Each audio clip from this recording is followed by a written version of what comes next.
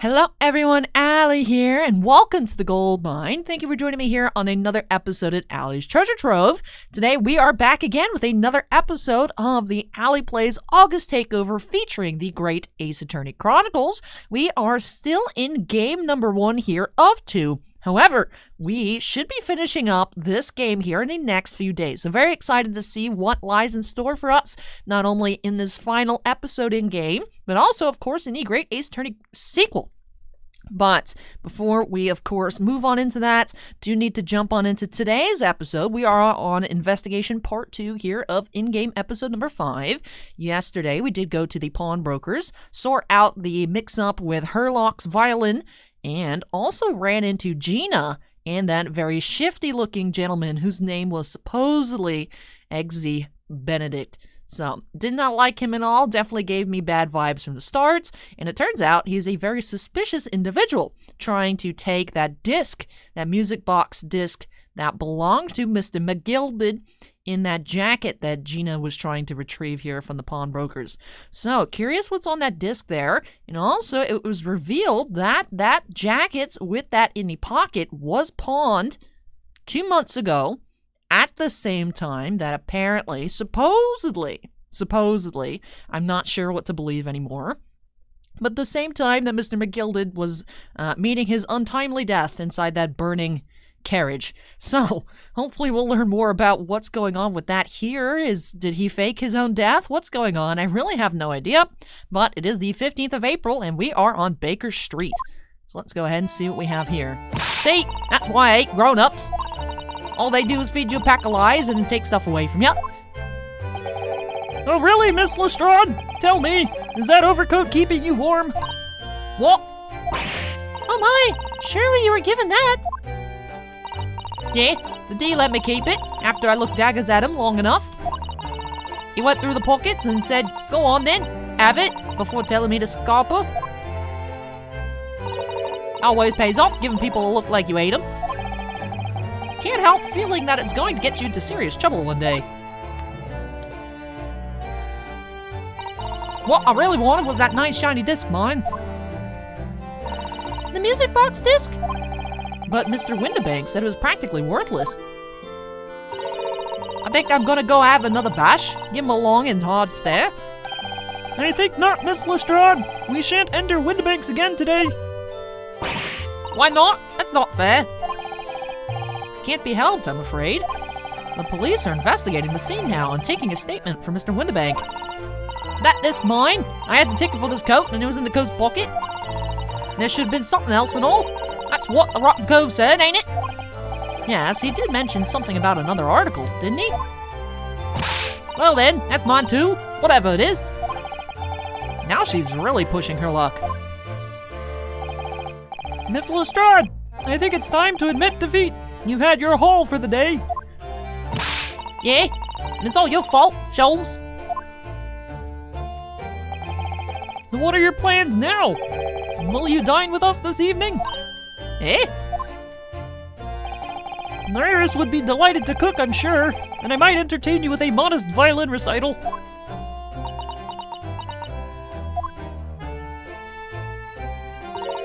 No, Dad. Oh. Why would I come around your place, eh? Have you lost your head or something? Nope, she zoomed out of there. Oh dear, she's gone. Having reviled on me quite unnecessarily, I might add. I can't help wondering. And if perhaps she might turn up anyway. Interesting. Once she's had a chance to calm down, I think there's a good chance she'll decide to come. Very well then. I'll inform Iris to set a place for our potential guest at the dinner table this evening. And one more thing. I should be glad of your company later too. Sorry? I believe I will have a rather splendid surprise to show you. Oh, how exciting! What is it? You shall have to wait and see, Miss Susato. Until later then. Alright, so we have dinner plans with Sholmes. So we can examine, see what's going on out here. This place is closed for sale. There is the Windibank Pawnbrokery. Look at all the different things in a window of this shop. Ah, that's Windibank's, the pawnbrokery. It looks much smarter than a pawnbroker's in Japan, doesn't it? Yes, you're right. I find pawn shops at home rather inapproachable personally. Reminds me of tearfully parting with my favorite fountain pen, and I felt so miserable. What doesn't kill us makes us stronger, Mr. Naruhodo.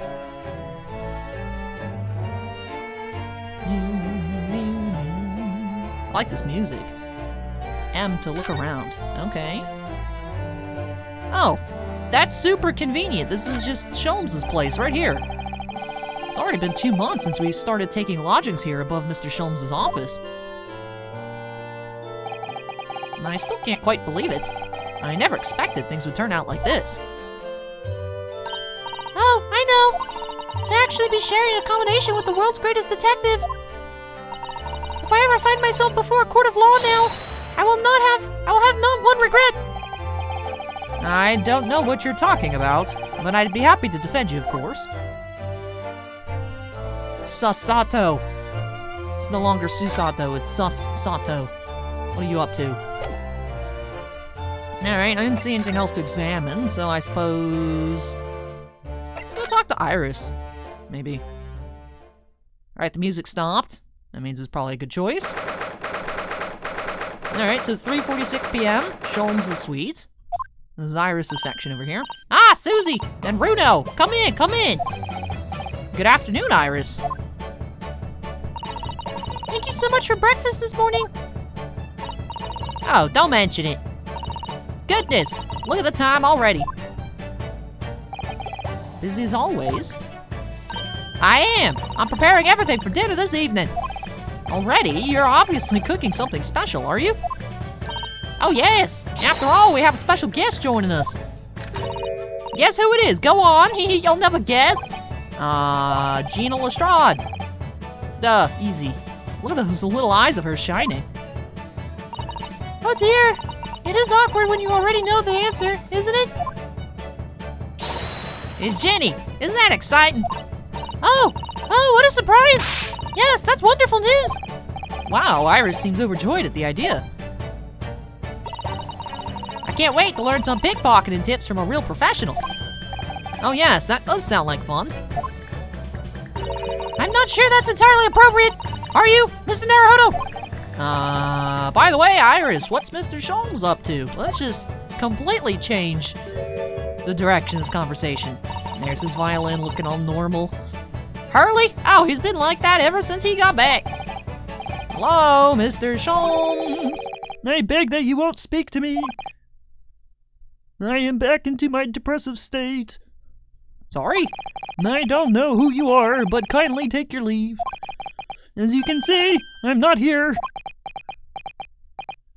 I don't know how to respond to that.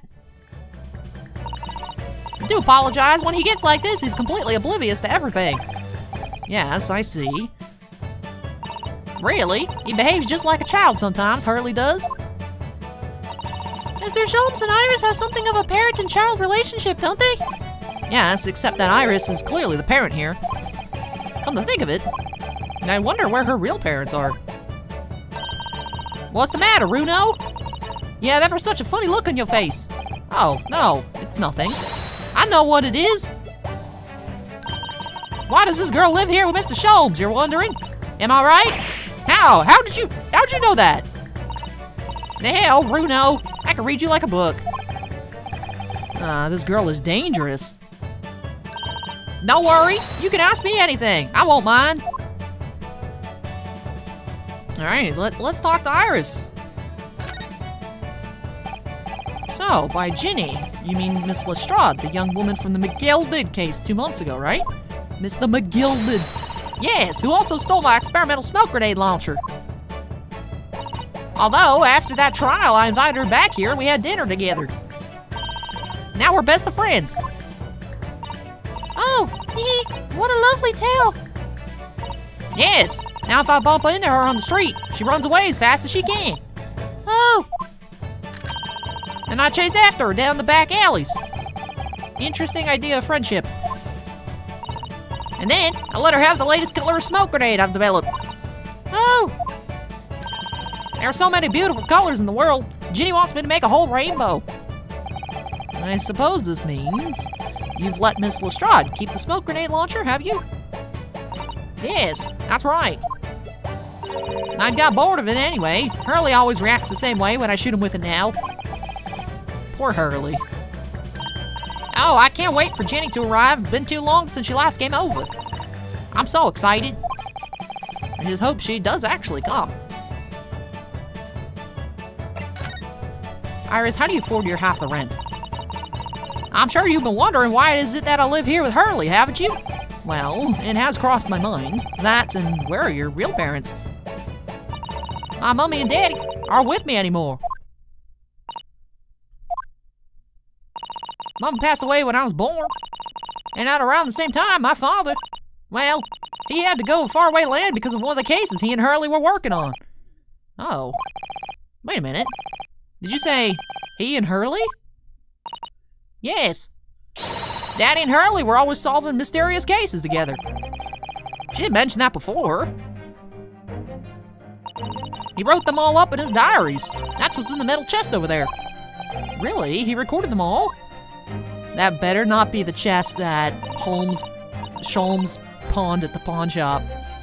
Look at this unpublished manuscript of the tales of Herlock Sholmes in this metal chest. Can you please take care of it and don't tell Iris? Probably was. Probably was. So, you mean it's true, Mr. Sholmes? Really did have a partner with whom he tackled some of his most taxing cases? Oh, yes. I mean, it's always nice to have one, isn't it?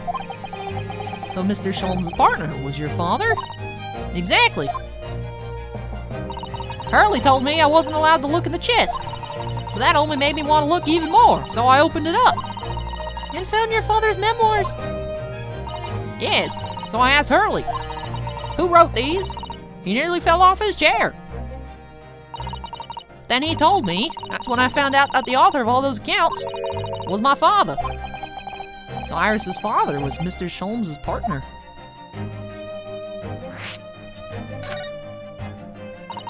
I practically lived with Hurley all my life.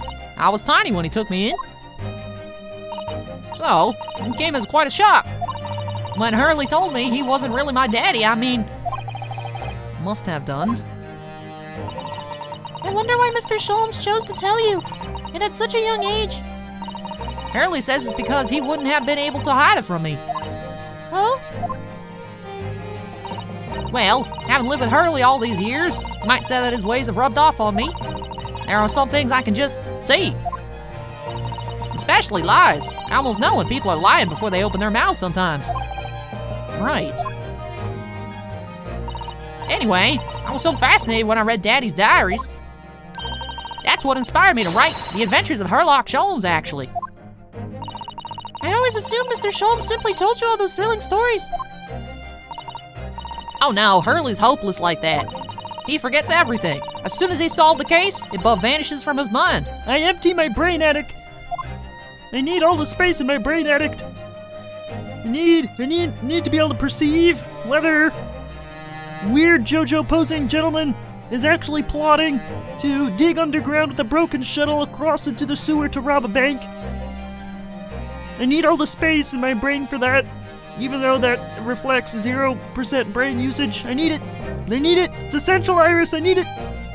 Oh, I see. The other day, it was so embarrassing. As usual, he totally forgot about the case he just solved. So the very next day, he gathered together all the people involved and proceeded to solve the case again. It was quite a shock for everyone. You can say that again. You share your father's surname, don't you, Iris? That's right, Wilson. Daddy is Dr. John H. Wilson. I learned from his diaries that he's a doctor of medicine, you see? That's what prompted me to study so that I could earn a doctorate as well. Iris's father, who went to some distant land, and is a doctor by the name of John H. Wilson.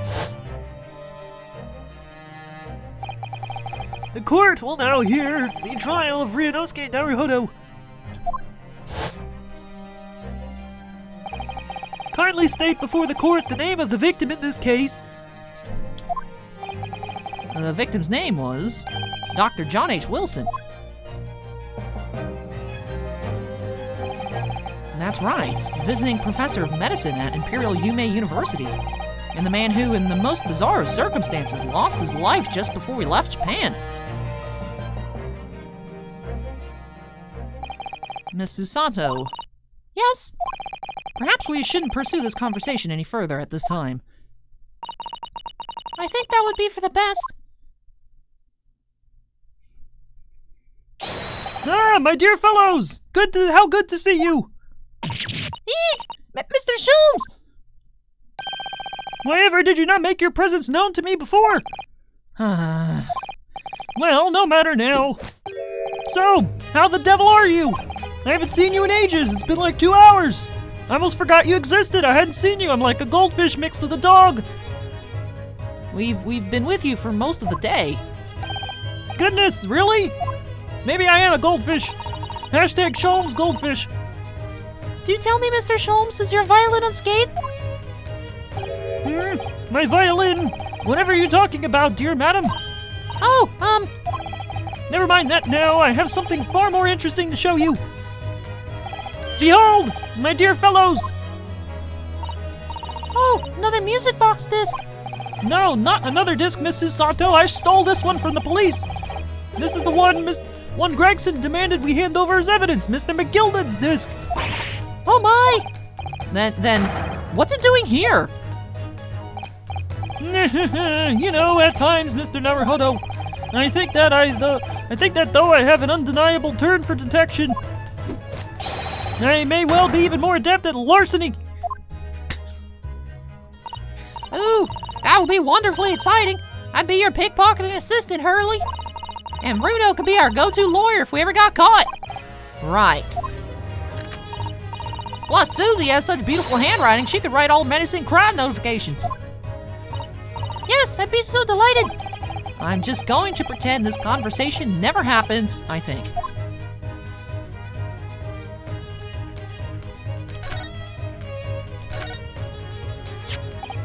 I don't understand. How did that disc come to be in your possession? I thought Inspector Gregson took it back to Scotland Yard. Quite correct. And that sort of uncompromising attitude is precisely why I always carry some of this. That's a bar of caramel, Mr. Sholmes. Your one and only friend in times of loneliness, if I'm not mistaken. I'm so alone. If you will humor me, my dear fellows, cast your minds back to when the good detective confiscated the disc. I'll be taking that whatever it is of Mr. McGilden down to the yard. Thank you very much. So hand it over. Oh, yes, of course. If the police demand something as evidence, my dear fellow, we have no choice but to capitulate.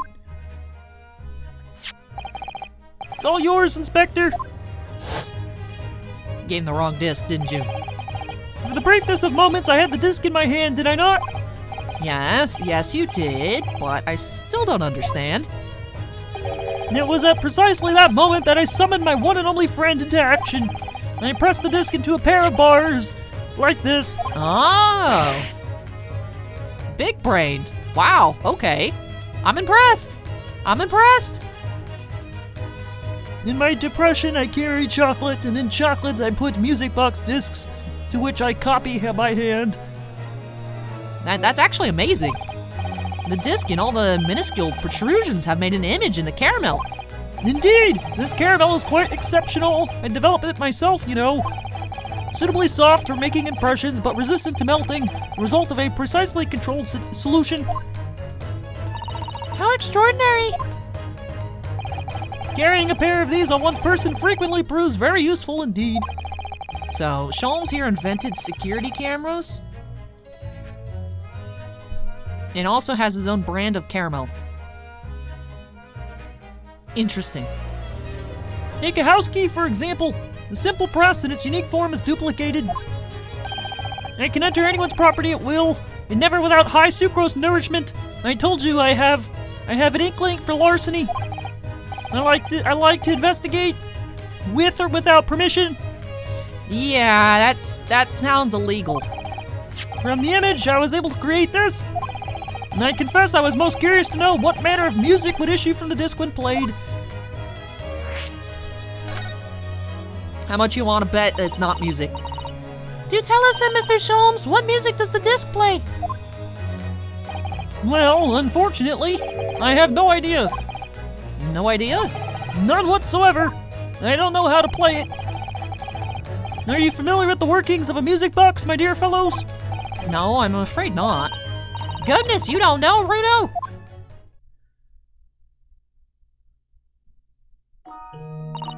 Inside a music box, there's a special metal piece called a cone. That's what produces the sound.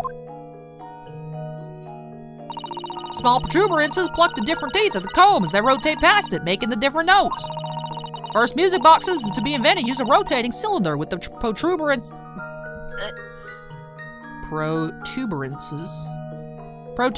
on it. There we go. Nailed it. But over time, a new type of player was produced, which uses discs such as these. With that development, the popularity of music boxes spread far and wide, all around the globe. Why exactly? Because the discs are easy to produce and can be interchanged to facilitate the playing of different tunes. There are a great many firms in Europe now manufacturing music boxes as a result. It is wonderful to be able to enjoy music even when no performer is present. But it is the very success of the invention that means we are now presented with an insurmountable problem. What do you mean? As you may imagine, the construction of one firm's music box does not match that of another. And we have no way of knowing in which music box this particular disc was designed to be played. There is no resolution to this problem, I'm afraid. It's quite intractable. Ah, I see. So that's why. Naturally, I tested the disc in those few music boxes I have at my disposal. But as you can hear, to no avail. The results were equally unsatisfactory in this one. So, I am presently engaged in acquiring an example of all the music boxes ever made in Europe. Every single one? That's Hurley for you. Always taking things too far. But my dear girl, an unsolved riddle is quite repugnant to my constitution. But surely all the different types in Europe will amount to a huge volume of music boxes, won't it? Good thing I could just pull out everything in my house to afford it. Yes, that is certainly true in the worst case. And I shall just have to ask you to vacate the attic room. What?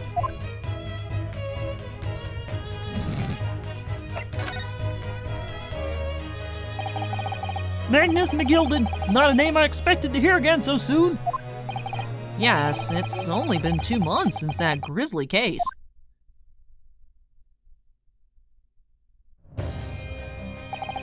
Mr. McGilded perished within hours of the trial's conclusion. Was it the curse of the Reaper? No one knows. Still now. The omnibus was reduced to a pile of ash. Not a shred of evidence remained. And with the man's death, the truth about the murder in which he was so intimately involved was buried.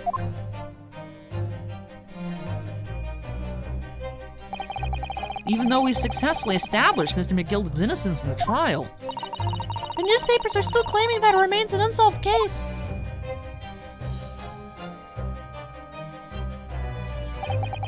The murder of the brickmaker, Mr. Thrice-Fired Mason.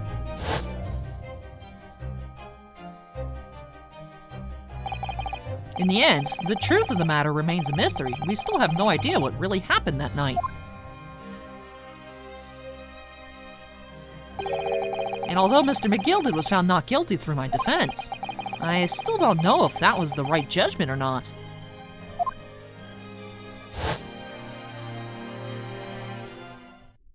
It would appear that the case is not yet closed.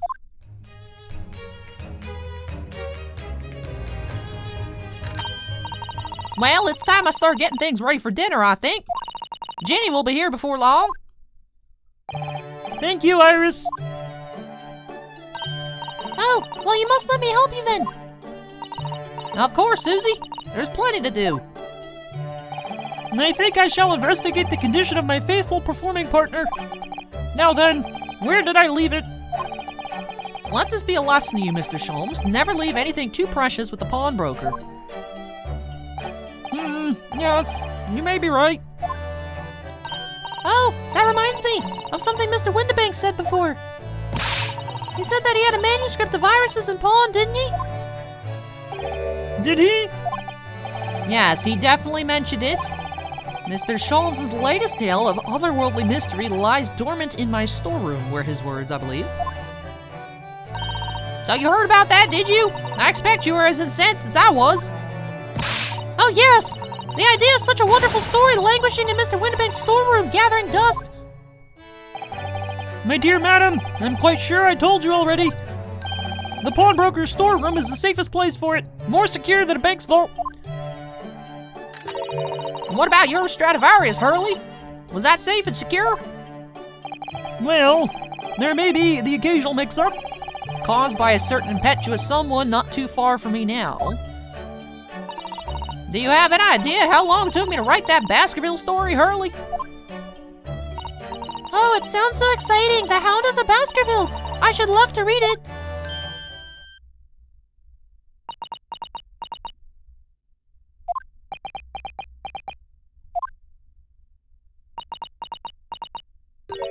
Ah! What's going on here? Why does it feel like an icy chill just swept through the room? Susie, what'd you just say? You said The Hound of the Baskervilles? But how could you know the full title? Well, that's because Mr. Sato is such a great fan of all the stories about Mr. Sholmes, of course. But Bruno, The Hound of the Baskervilles has never been published. What? When I showed Hurley the manuscript, he told me that I wasn't allowed to publish it yet. I don't understand.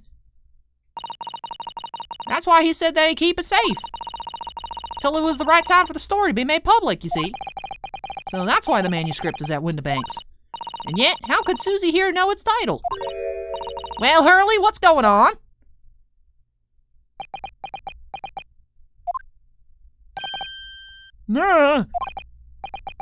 What is it, Mr. Sholmes? It would appear our guest has arrived. Very convenient. Thank you, Gina. Thank you, Gina. You saved me. Miss Lestrade. This was a bad idea. I knew I weren't welcome. I'm going. No, wait! Miss Lestrade, come back! We've all been eagerly awaiting your arrival. Haven't we, Iris?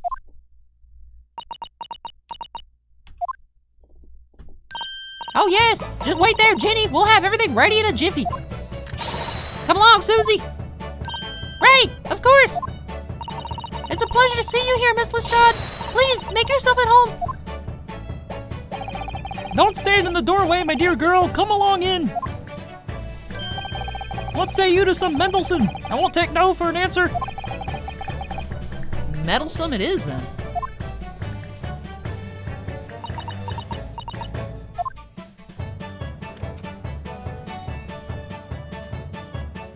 That cat's too cute. That cat is illegally cute. That evening, Iris prepared us all a meal that was even more delicious than usual. Mr. Sholmes' violin performance was in no way meddlesome. And Gina, as we came to call her, taught us all how to steal things from one another without being noticed. Everyone thoroughly enjoyed themselves, well into the night.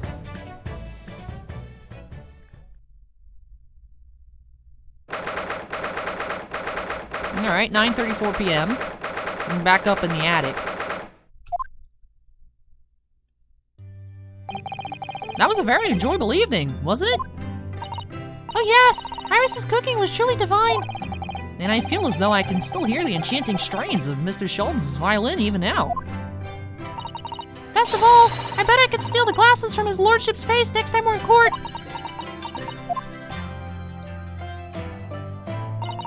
Naruhodo-san, could I console with you about something, I wonder? What's the matter, Susanto-san?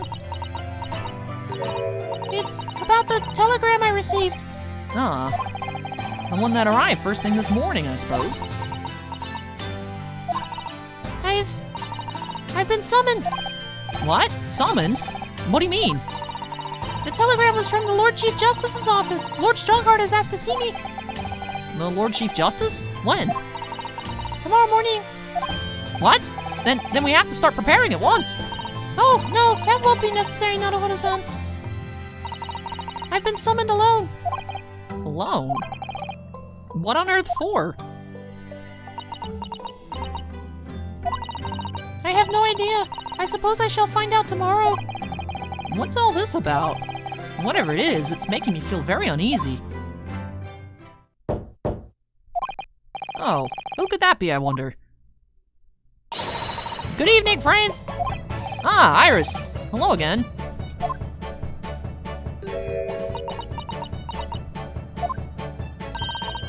And Gina, too!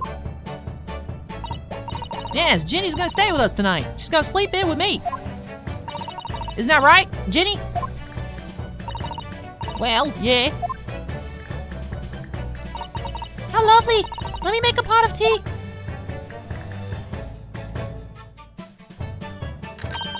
You know, I've learned so much today. Oh, what? In particular?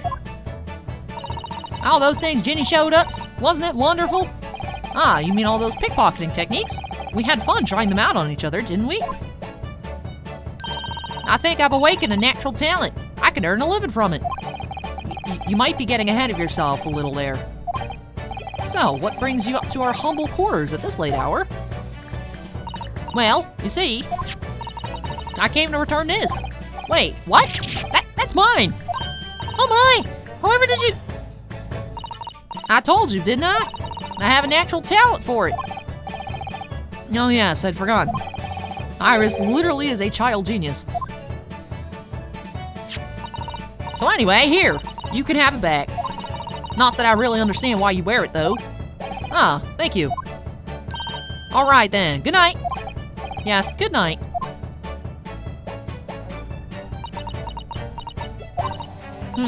So this is your office, is it? What do you think, Jenny? I think I wouldn't fancy my chances with a loyal what lives in a place like this. Yes, me too. Ha ha ha. It seems as though Iris is here. Still has something she'd like to talk about. I suppose she probably wants to talk about the manuscript. Yes, I suppose she probably does.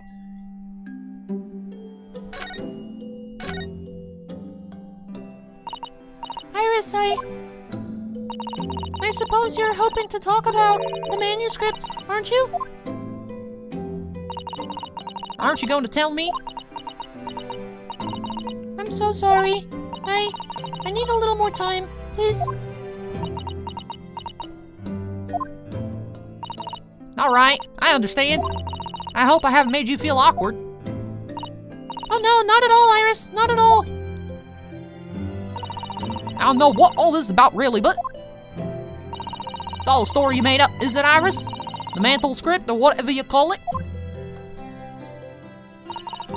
Not exactly a story that I made up.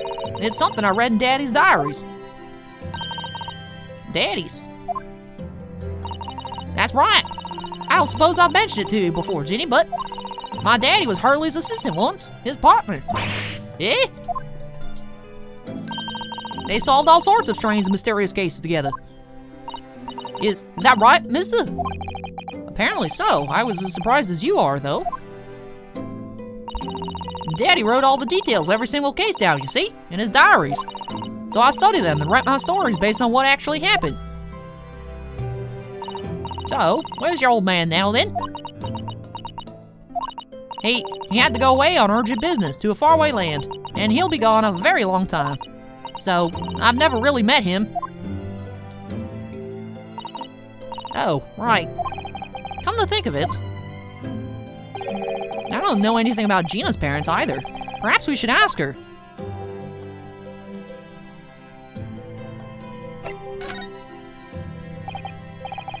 Iris, this Hound of the Baskervilles story, I take it that's another tale inspired by your father's accounts?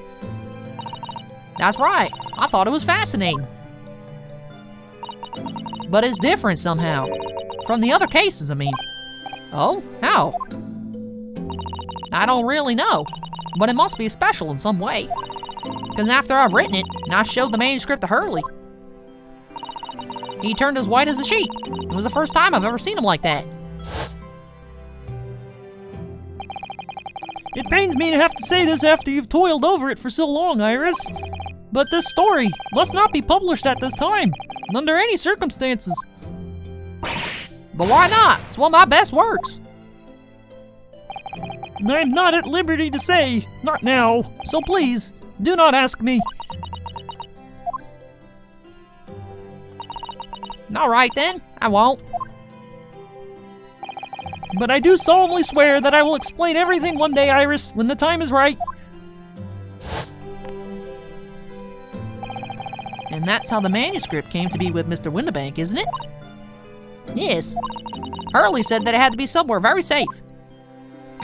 That really gets my goat, that does. He's treating you like a child. It's me. The what is keeping secrets like that? I'm sure Mr. Sholmes isn't trying to be mean. Eh? And if he said he wasn't at liberty to talk about it, I'm sure there must have been a very good reason. I think so too. You lot too trusting for your own good. But you can't pull the wool over my eyes. Jones is lying to Iris. I bet my life on it. What? Hurley's lying to me?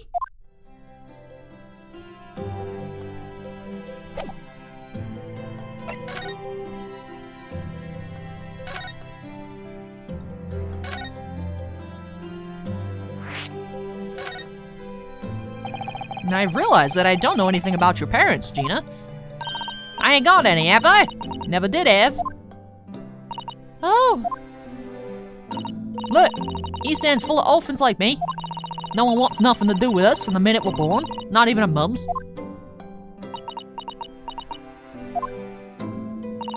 But we all stick together. You know, the ones look after the little ones and make sure they get by. So that's why you're a pickpocket. Nah, diving's my life. I love it.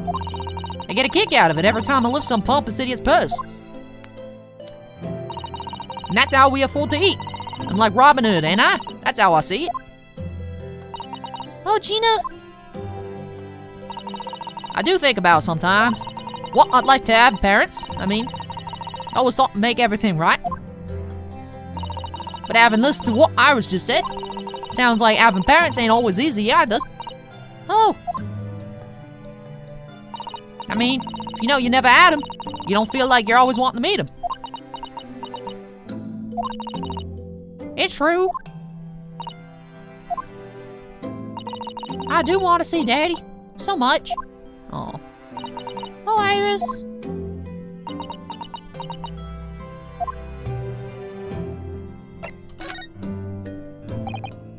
Gina, what did you mean when you said that you know Mr. Sholmes is lying to Iris? Well, he reckons he popped that metal script or whatever, right? But come on, that's obviously a load of rubbish. Oh my, why would you think that, Gina? It's simple. That store was really an old Windibank storeroom. There's no way someone from halfway around the world, in other words, you, could know about it.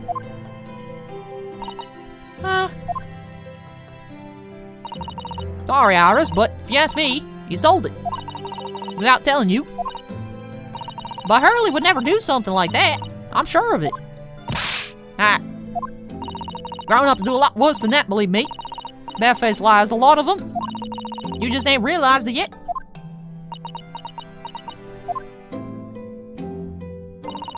I'm telling you, that manuscript ain't at Windibank's. You'd soon see it if you had looked. Even if you think you could trust him, I don't. That Sholmes is a liar like the rest of them. If I'm honest, I have wondered if Hurley's telling me the truth sometimes. See? Oh, but I don't mean it that I think he sold it. I mean that I sometimes wonder if he might have hidden my manuscript somewhere. Somewhere I don't know. Even though it's wrong of me to doubt him. Don't be too hard on yourself, Iris.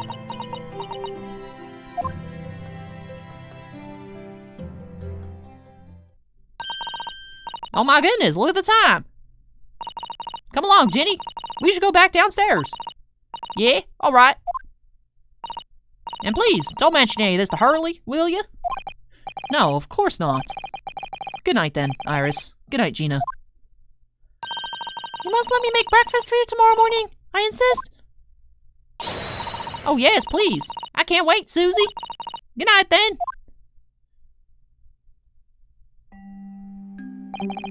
Iris.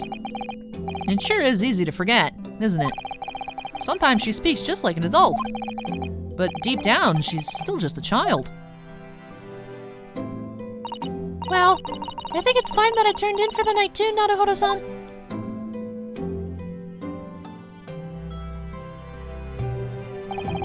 Dr. John H. Wilson, Iris's father, but also the name of the murdered visiting professor at Yume University. It can't be a mere coincidence. There's something deeper going on.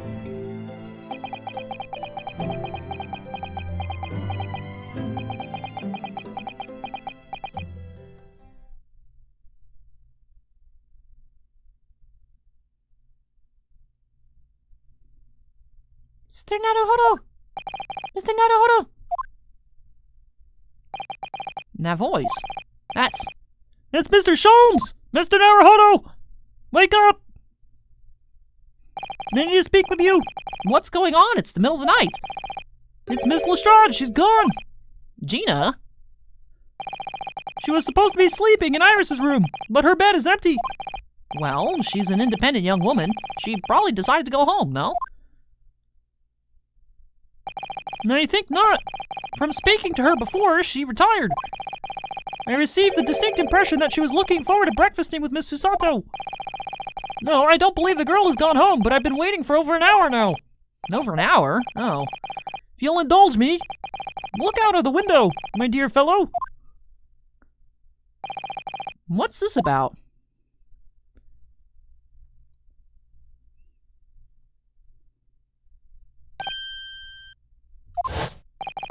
Wait a minute. Why is there a light on at this time of night?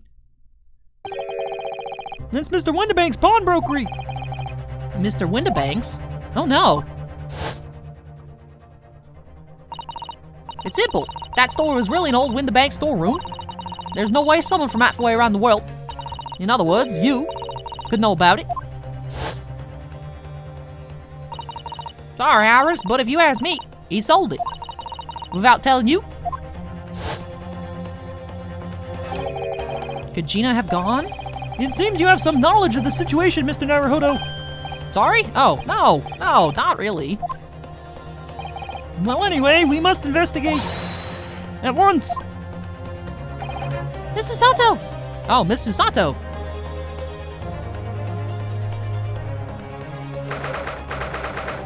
Alright, it's 1:14 a.m. Baker Street, so I'm guessing Gina went to go steal the manuscript. Right, so I'm assuming it's going to come out that Susato probably heard it from Dr. Wilson, because Dr. Wilson and Dr. Mikotoba were friends, so actually, Susato knows Iris is dead.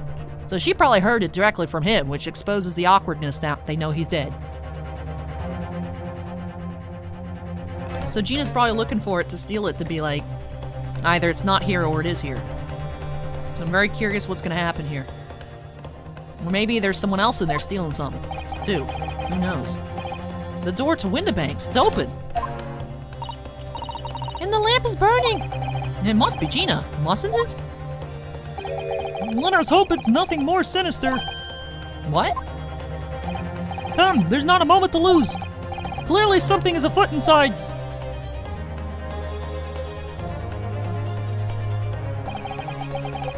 Oh, geez, uh-oh. Uh-oh, that's not good over here. That's blood, that's blood. Somebody is dead in here. What's that? Why is this red over here? There's no one here. No, yes, there is. Uh-oh. Ah! Mr. Sholmes! Oh my goodness. What the? Has Sholmes been shot? Leave me, Mr. Naruhodo. But, After them, go. right.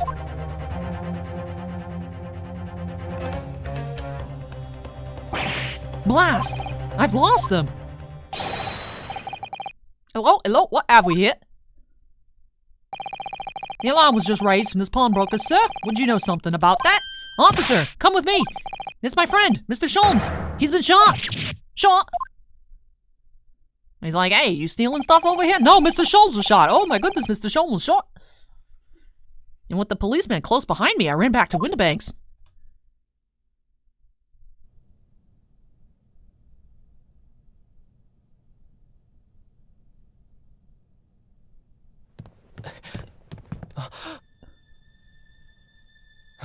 Mr. Sholmes! Mr. Narado. How bad is it? Never mind me, but there's much at stake. Behind that door. I was like, oh my god, they killed Sholmes.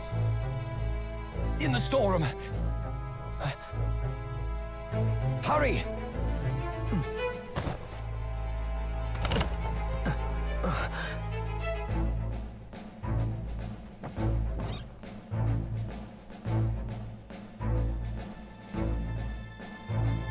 Uh-oh.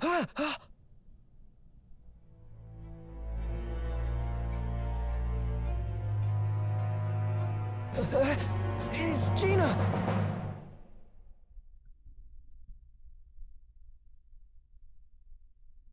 To be continued. That was a short one. Wow. Okay. Okay. Yo, we're getting cliffhangered after cliffhanger. First, it's like, is Miss Gilda dead? We don't know. Is Gina dead? Is Mr. Windibank dead? Is Sholmes dead? What's going on here, man? Oh, no. Short episode for you all here on this Sunday. Jeez. Was not expecting that at all. That was absolutely wild. What is going on here? Actually, I would record another episode, but if it's a 2-hour one, that's definitely not going to be good. Because I am actually filming this Sunday before. As you guys can see, it's almost 4 o'clock, so if it's another 2-hour episode, that would push it way too close to the stream. So unfortunately, I gotta wait until actually on Sunday to figure this out. No! No, I'm getting bamboozled. I'm bamboozling myself here. Bamboozling myself. I would have came in earlier, but I was actually, It wasn't a 17-hour shift on Friday this time. It was only 15 hours. But still, I was here quite late last night, so I definitely want to stock up on sleep before tonight's stream. But man, that's crazy. That is crazy. Oh no. So, obviously, I'm assuming we're gonna be defending Gina from a murder trial. Gina's probably gonna get accused of murdering Mr. Windibank. But who were those silhouettes? There was like one shorter, stocky dude, and then a taller guy.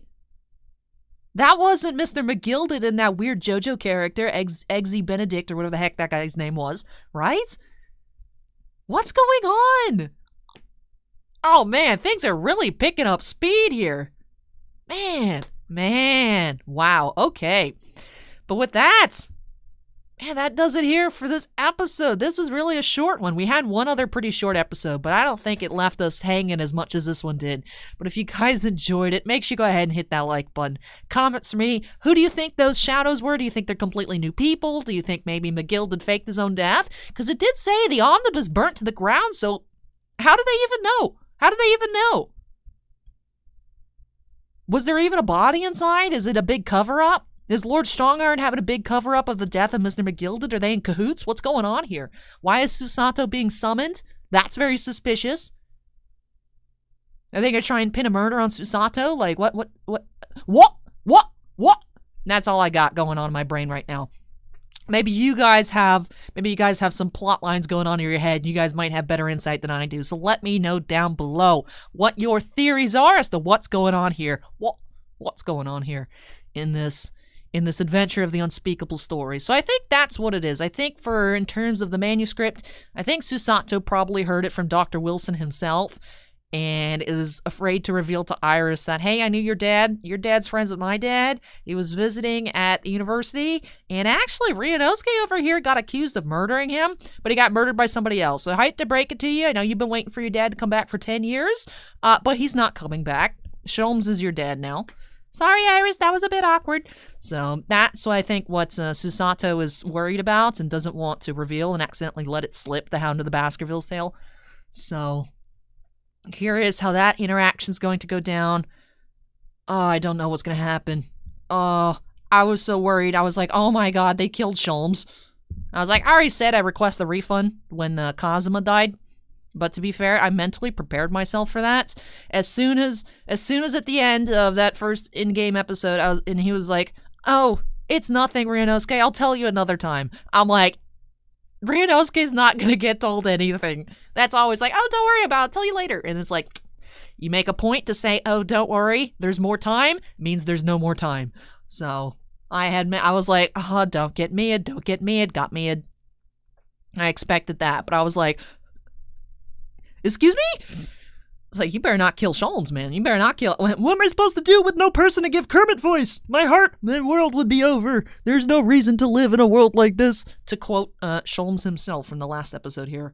That was absolutely insane here. Oh, goodness. Oh, goodness. Maybe if tonight's stream is short, I might record the new episode afterwards. But, oh, that was insane. That was insane. But all right, let me go ahead and wrap this on up here because I'm just going to keep saying, what? And that's insane over and over and over again.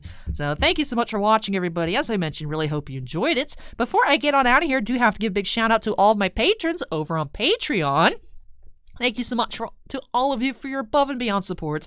Really, truly do appreciate it. Do have 4 Ultimate Excavators, Jack Perez, Keith Muna, Mako, and Stephen Olivo. 3 Gemstone Miners of Andin, Mark Mardini, and Stephen Bly. And 1 Crystal Collector of John Michek. But again, big thanks to all of my patrons. Really appreciate, like I said, each and every single one of you. Thank you so much. Whether you're on a tier in which I say your name at the end of every video or not, still truly do appreciate your guys' support. But this was a wild one, short. And I don't know if I want to say sweet because I'm just ramped up and ready to check out the next episode. Investigation Part 3. Very curious what we're going to find.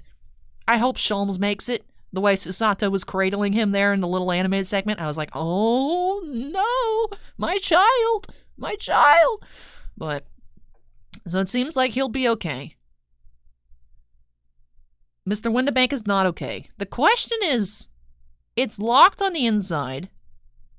Windibank says even when he sleeps that he puts the key underneath his pillow. So he takes it with him.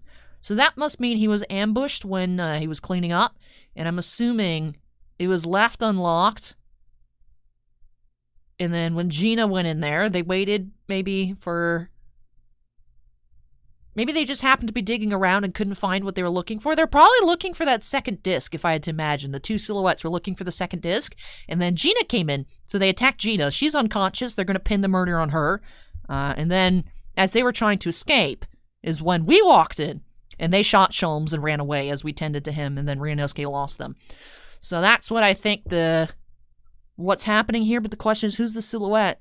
I don't know. There was the little bulky short dude. Was that McGilded? Like I said, McGilded's reminding me of the Penguin. I'm just seeing a short dude in a suit, and I'm like, that guy's suspicious. I thought he was cool at first. I'm not convinced he's dead. I'm not convinced he's dead. So we'll see. We'll have to just find out next time. But that's it for this one, you guys. Thank you so much for watching, and I hope you'll join me as we most likely unravel more mysteries and find no solutions. Just like last time, I was saying, we'll probably get more questions than answers. I have so many more questions. But that does it for this one. Thank you for watching, everybody. Take care, and I'll catch you in tomorrow's episode. Bye!